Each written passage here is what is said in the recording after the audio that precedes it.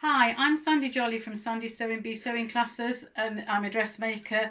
I've stepped in to help NHS for the love of gowns just to make sure that everybody is making it correctly and it meets the specification, because otherwise you'll all do a lot of hard work and beautiful sewing that will just have to get put on a shelf because it's not up to the specification. So not be bossy, and it does seem a lot of instructions, but if you do it, your gowns will be right and everybody will get to use them. This is the finished gown.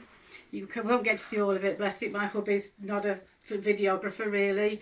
The key things that matter are, we've got a tie in what is the right hand shoulder. We've got a bound neckline and another tie that is going to tie onto that one to fasten it.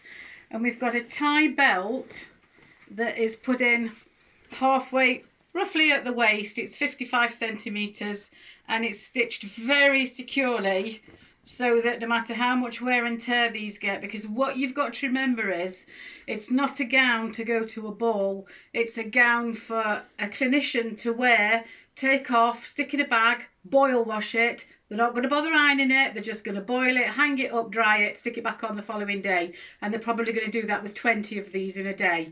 So it is the fact that they're sturdy that matters. So I'm just going to take 5 minutes to talk about your fabric and your stitch in this video. This is a white cotton. It's just a normal standard weight. I think I actually purchased this for curtain linings, but it's not a thick curtain lining. These are duvets that people have started to deliver to my door. Maybe won't use these. They're a bit not quite, I don't think anybody would want to wear them. Maybe, we'll see. But I am going to use it for binding. I'll come to that. As soon as anybody has delivered fabric to my door, I have put it straight into the washing machine at the hottest wash my machine does. Don't let it sit in your house. You've got to remember, stay safe. You may know where it's coming from, but you know, this infection is invisible and we have to protect ourselves as well. So please, straight in the door, straight in the washing machine, then wash your hands thoroughly and get rid of any bags that it came in. First lecture.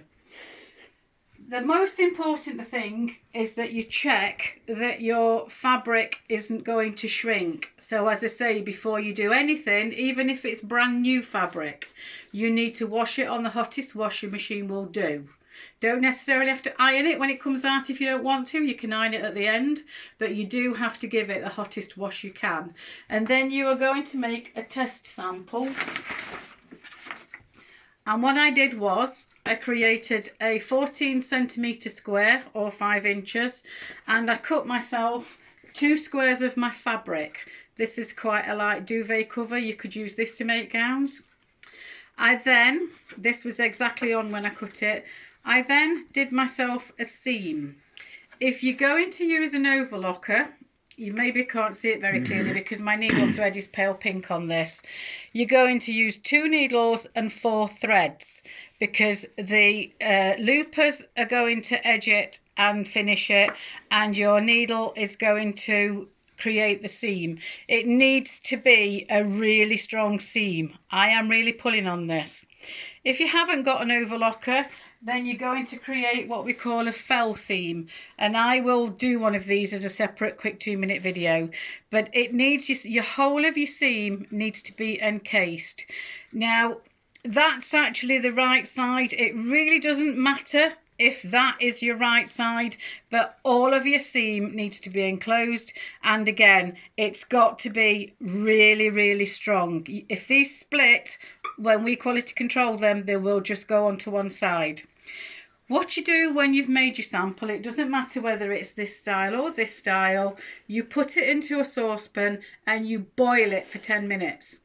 I know that seems stupid, but what you're doing is you're testing to see whether this will shrink, and this is a duvet that have been washed many times before, still needs to be done. You're checking that the fabric isn't going to shrink, and you're going to check that your threads aren't going to shrink, because if you're using an overlocker or a serger and you do this seam and the first time you put it in the wash it shrinks, all of this will crumple up and again it'll be no good.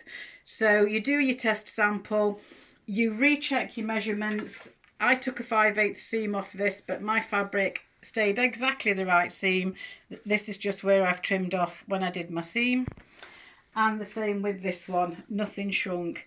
If the fabric stays the same size but the stitching puckers, then your thread is wrong and you need to change to another thread, because again, if this shrinks before it goes, it's no good. It's going to go in the bin and your hard work's wasted and your fabric. So that's talking about fabric.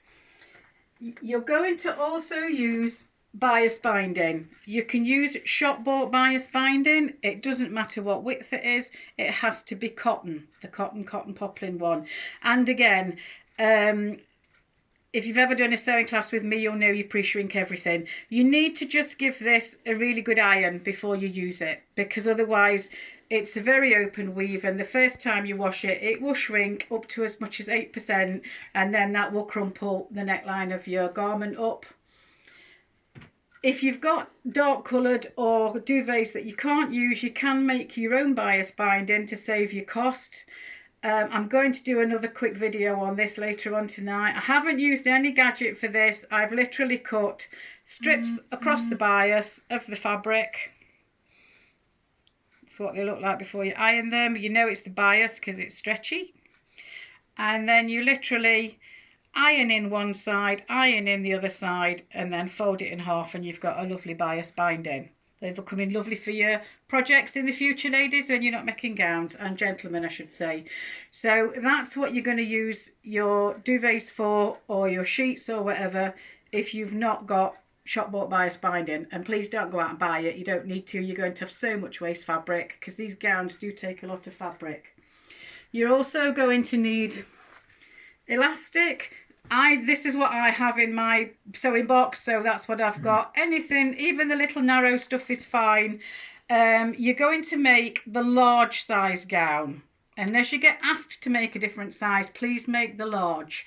And the elastic for the cuffs, because we're going to elasticate our cuffs, you can put a rib cuff on, but it's very expensive stuff and not everybody will have it. And you need an overlocker to use it. So if you've got elastic, or you can get yourself elastic, it can be anything from the very narrow up to about 1 inch. And I think I have put a set of instructions on the For the Love of Gowns Facebook page. These will also be on my website and on my Facebook page for you to find them as well. But that's definitely everything that you need to know about fabric. When you come to cutting the gown, if it's a patterned fabric, please don't worry about pattern matching. The person that's going to wear this isn't going to bat an eyelid if your checks don't line up and your pattern's in the wrong direction. They just want to be able to wear it and stay safe. So that's everything there is to say about fabric. Thank you very much.